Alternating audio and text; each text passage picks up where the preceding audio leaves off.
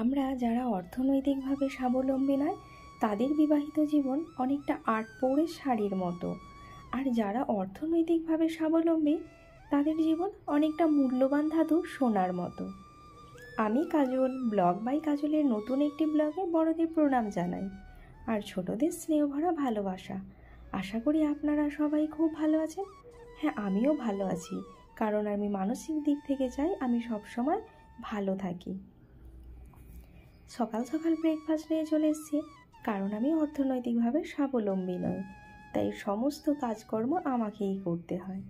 বললাম না, যদি অর্থনৈতিক দিক থেকে আপনি স্বাবলম্বী না হন, সে আপনি পুরুষ হন বা নারী হন, আপনার বিবাহিত জীবন হবে অনেকটা আটপৌরের শাড়ির মতো। কি ব্যাপারটা বুঝতে পারলেন না তো বন্ধুরা? চলুন তাহলে খুলেই বলি।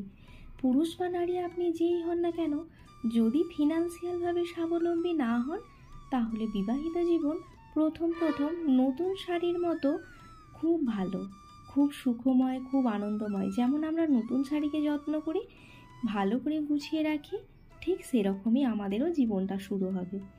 পরে পরে যখন আমাদের শাড়িগুলো পুরানো হয়ে যায়, তখন আমরা তাকে আর গুরুত্ব দিই না, কারণ পুরানো জামা কাপড়ের কোনো গুরুত্ব থাকে না। আমাদের যারা ফিনান্সিয়ালভাবে স্বাবলম্বী নয় তাদের জীবনও ঠিক এরকমই হবে, গুরুত্বহীন, পুরানো শাড়ির মতোই। মানে যেখানে আছে থাক, ওর তো কোনো গুরুত্ব নেই, ওটাকে তো কেউ নেবেও না, আর ওটা আর ব্যবহারের যোগ্য নয়, সেরকমই। তাই আপনি বিবাহ করার আগে নারী বা পুরুষ যেই হন না কেন, অর্থনৈতিক দিক থেকে স্বাবলম্বী হওয়ার চেষ্টা করুন। যারা অর্থনৈতিক দিক থেকে স্বাবলম্বী তাদের জীবন অনেকটা মূল্যবান ধাতু সোনার মতো। কেন বলুন তো? সোনা যতই ভেঙে যাক, চুরে যাক, সেটা আমরা খুব গুরুত্ব দিয়ে থাকি, কেন কি ওটা মূল্যবান। তাই আমরা যারা অর্থনৈতিক দিক থেকে স্বাবলম্বী নয়, অন্যের ওপর নির্ভরশীল, তারা যার ওপর নির্ভরশীল তাকে মূল্যবান সোনার মতোই গুরুত্ব দিয়ে থাকি। যদিও আমরা বিনা বেতনে সমস্ত কাজকর্ম করে থাকি, কিন্তু তাদের কাছে আমরা ওই মূল্যহীন কাপড়ের মতো, কোনো মূল্য থাকে না। কিন্তু যিনি অর্থনৈতিক দিক থেকে স্বাবলম্বী, ওনাকে আমরা মূল্যবান ধাতুর মতো গুরুত্বই দিতে থাকি। আমার জীবনেও এর ব্যতিক্রম নয়। যদি আমি ফিনান্সিয়াল দিক থেকে অনেক স্বাবলম্বী হতাম, তাহলে হয়তো আমার জীবন মূল্যবান সোনার মতোই হতো। কিন্তু না, আমার জীবনও ওই আপনাদের মতো, যারা অর্থনৈতিক দিক থেকে স্বাবলম্বী নন। আটপৌরে শাড়ি যেমন নতুন নতুন খুব ভালো, পুরানো হয়ে গেলেই তার গুরুত্ব থাকে না, ঠিক সেরকমই। তাই আপনি নারী বা পুরুষ যেই হন না কেন, বিবাহিত জীবনে প্রবেশ করার আগে অর্থনৈতিক দিক থেকে স্বাবলম্বী হয়ে যান। নইলে কিন্তু জীবন নতুন নতুন খুব মধুরময় হলেও পরবর্তী জীবন ওই আটপৌরে শাড়ির মতোই হয়ে যাবে। সারা দিন সংসার সামলে, সংসারের সমস্ত কাজকর্ম সামলে, দিনের শেষে আপনাকে শুনতেই হবে, কি করো সারাদিন, তোমার তো কোনো কাজ নেই। সত্যিই তো কাজ নেই, আপনি তো অর্থনৈতিক দিক থেকে স্বাবলম্বী নন। এটা শুধু নারীদের ক্ষেত্রেই প্রযোজ্য নয়, অনেক পুরুষও রয়েছে যারা হয়তো স্বাবলম্বী নয় অর্থনৈতিক দিক থেকে। সেক্ষেত্রে হয়তো একটা নারী স্বাবলম্বী, তার উপর নির্ভরশীল, দুজনকেই একই কথাই শুনতে হয়। আর পুরুষদের ক্ষেত্রে এটা তো আরও বেশিভাবে প্রযোজ্য, কারণ এক তো তার সংসার জীবনে তার যে জীবনসঙ্গী, সেও গুরুত্ব দেয় না, আর সমাজও তাকে গুরুত্ব দেয় না যদি সে অর্থনৈতিক দিক থেকে স্বাবলম্বী না হয়ে থাকে। তার বিবাহিত জীবন হয়ে ওঠে অনেকটা, কি বলবো, ওই আটপৌরে শাড়ির থেকে আরও যদি খারাপ কিছু হয়ে থাকে, সেই খারাপ। সমাজও তাকে বলতে থাকে সে তার বউয়ের ওপর নির্ভরশীল, এক কথায় গালিগালাজ, আর তার সংসারও তাকে কোনো মতেই গুরুত্ব দেয় না, সে যেন এক হেলা ফেলার পাত্র।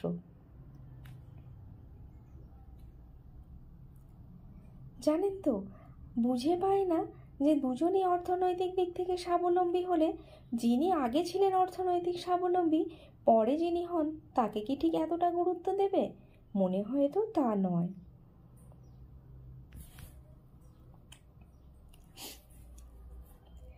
জীবনের শুরুতে এই সমস্যাগুলো আপনি বুঝতে পারবেন না, পরে যখন বুঝতে পারবেন তখন আর আফসোস করার কিছুই থাকবে না। তাই আপনি যদি নতুন জীবন শুরু করতে চান, তার আগে আবারও বলছি, অর্থনৈতিক দিক থেকে স্বাবলম্বী হয়ে তারপরেই আপনার নতুন জীবন শুরু করুন, নইলে কিন্তু এই 8 পৌড়ে শাড়ির মতোই জীবন হয়ে যাবে। না পাবেন আপনি গুরুত্ব, না থাকবে আপনার মতামতের গুরুত্ব। আপনি কি খেলেন, কি পড়লেন, কেমনভাবে আছেন কেউ দেখবে না। যাদের জন্য সারাদিন পরিশ্রম করে যাবেন তারাও আপনাকে কোনো গুরুত্ব দেবে না। আর আপনার মতামত, না, আপনার মতামতের তো কোনো গুরুত্বই থাকবে না, কারণ আপনি ফিনান্সিয়ালভাবে স্বাবলম্বী নন। যিনি ফিনান্সিয়ালভাবে স্বাবলম্বী নন তার তো মতামতের কোনো দাম থাকতে পারে না, তাই আপনার জীবনেও কোনো দাম থাকবে না। কারো জীবনে আপনি কোনো রকম মতামতও দিতে পারবেন না। হ্যাঁ, বললাম না, ওই যে সেই 8 পৌড়ের শাড়ি, সেরকমই পুরানো শাড়ির তো কোনো গুরুত্ব থাকে না, ঠিক সেরকমই আপনার মতামতের কোনো দাম থাকবে না। একজন নারীর কোনো জায়গাতেই কোনো গুরুত্ব থাকবে না, না থাকবে আপনার শ্বশুর বাড়িতে, না থাকবে আপনার বাপের বাড়িতে। না, তাছাড়া নারীদের তো নিজের কোনো বাড়িই নেই, একটা হলো শ্বশুর বাড়ি আর একটা হলো বাপের বাড়ি, আমার বলে তো কিছু নেই। অতএব সে যেখানেই যাবে সেখানেই খড়কুটির মতো তাকে অন্য জায়গায় ধেইয়ে দেওয়া হবে। যদি সে অর্থনৈতিক দিক থেকে স্বাবলম্বী হতো তাহলে তাকে এই মূল্যবান সোনার মতো গুরুত্ব দেওয়া হতো, কিন্তু যদি স্বাবলম্বী না হয় তাহলে এই খড়কুটির মতো ভাসতে ভাসতেই জীবনটা কাটাতে হবে। তবে পুরুষদের ক্ষেত্রেও এর ব্যতিক্রম নয়, দুদিক থেকেই শুনতে হয় কথা। এক তো নিজের বাড়িতে কেউ গুরুত্ব দেবে না, আর ভাবছেন আপনি একজন পুরুষ হয়ে শ্বশুর বাড়ি যাবেন, না, সেখানেও কেউ গুরুত্ব দেবে না, আপনার আত্মীয় স্বজনরাও গুরুত্ব দেবে না। সেই বেকার নামক যে তকমাটা সেটা আপনাকে লাগিয়েই দেবে, আর বলতেও থাকবে, আরে বেকার, এ আবার বিবাহ করে বসে আছে। মাঝে মাঝে হাসি পায় জানেন, একজন যে অর্থনৈতিক দিক থেকে স্বাবলম্বী নয়, একজন স্বাবলম্বীকে সমান তালে সাপোর্ট করে, তার এগিয়ে যাওয়ার জন্য নিজের পিঠ পেতে দেয়, যাতে তার ওপর দাঁড়িয়ে সে স্বাবলম্বী হয়ে যায়, যাতে সে তার ওপর নির্ভর করে অনেক ওপরে উঠতে পারে। কিন্তু না, দিনের শেষে সেই যে আপনাকে গুরুত্ব দিল, যে আপনাকে ওপরে উঠতে সাহায্য করলো, সেই গুরুত্বহীন। দিনের শেষে শুনতে হয়, তুমি তো কিছুই করো না, যা করেছি আমি আমার মেরিটে করেছি, আমি আমার ক্রেডিটে করেছি। এরই নাম জীবন, বুঝলেন? অর্থনৈতিক দিক থেকে স্বাবলম্বী না হলে আপনার জীবনের কোনো গুরুত্ব নেই। আপনি একটা সে প্লাস্টিক বোতলে জল খেয়ে ছুঁড়ে দেওয়ার মতো, মানে জলটার মূল্য থাকে, তারপরে খাওয়া হয়ে গেলে আমরা ছুঁড়ে ফেলে দিই না, ঠিক সেরকমই। যদি ওটা কোনো মেটালের হতো তাহলে আমরা ছুঁড়ে ফেলে দিতাম না, জানতাম ওটা আমরা আবার পরবর্তীকালে ব্যবহার করতে পারবো। ঠিক ফিনান্সিয়াল দিক থেকে স্বাবলম্বী না হলে জীবনটা এরকমই হয়।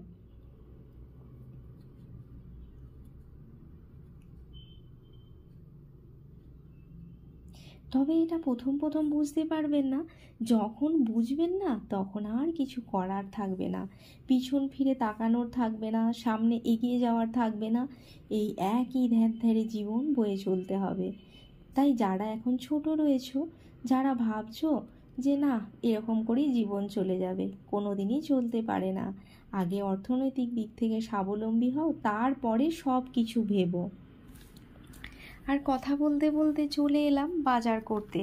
জানেন তো, সন্ধেবেলা এলেঙ্কার এই যে এয়ারফোর্স এলাকাটা বেশ সুন্দর লাগে দেখতে, রাস্তার পাশে গাছ, আর তার মধ্যে এই স্ট্রিটের লাইট পড়ে মনে হয় এক অপূর্বময় সৌন্দর্য সৃষ্টি হয়।